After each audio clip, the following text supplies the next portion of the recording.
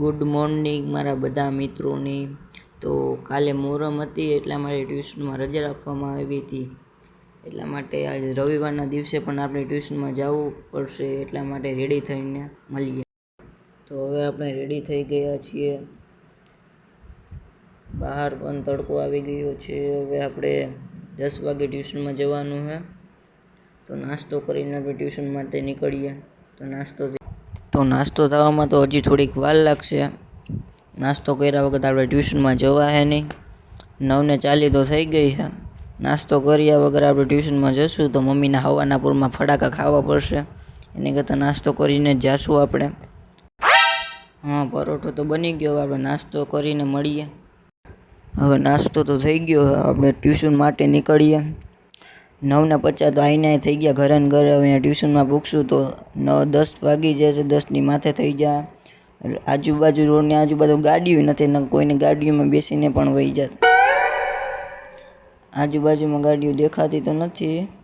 કાંઈ વાંધો નહીં, આપણે હાલીને જવું. પગ આપ્યા જ છે આપણે ભગવાને.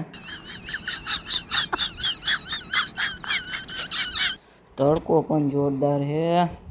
આજુબાજુ કોઈ દેખાતું પણ નથી. હવારમાં કાંઈ વાંધો નહીં. રોડ ઉપર કોઈ નથી દેખાતું. જ્યારે આપણે ગાડીઓની જરૂર હોય ત્યારે એક પણ ગાડી નીકળે નહીં, નકર આમ તો રખડતી જ રહેતી હોય. કાંઈ વાંધો નહીં, આપણે હાલીને પૂગી જવું. આપણે ટ્યુશનમાં પૂગવા તો આવ્યા છીએ. હવે થોડુંક જ છે. રવિવારના ડે પણ ટ્યુશન રાખે. આ મેડમ કાંઈક ભણાવીને છોકરાઓને મારી નાખશે. મોહરમને દી રજા હતી એટલે આ રવિવારના દી ટ્યુશન રાખી દીધું. મને એમ કે 10 વાગ્યા સુધી સૂઈ હું અને મોજ કરી તો સવારના પોરમાં ઉઠાડીને ટ્યુશનમાં આવો ફોન કર્યો. હવે ટ્યુશનમાં આપણે પૂગવા આવ્યા. ટ્યુશનની અંદર તો ફોન નહીં ચલાવવા દે.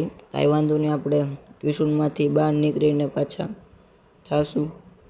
ટ્યુશનમાંથી છૂટતા તો મારા દોસ્તાર કે હાલો વાળ કપાવવા જાય. તો કાંઈ વાંધો નહીં, હું મારા દોસ્તાર વાળ કપાવ્યા. તો મારા દોસ્તાર કે વાળ એના કાપવાના હતા. મેં કીધું હાલ હું ભેગું આવું. અમે નવરો જ છું. આજ સવારના પોરમાં નીંદર બગાડી હતી. હવે નીંદર આવશે નહીં પાછી.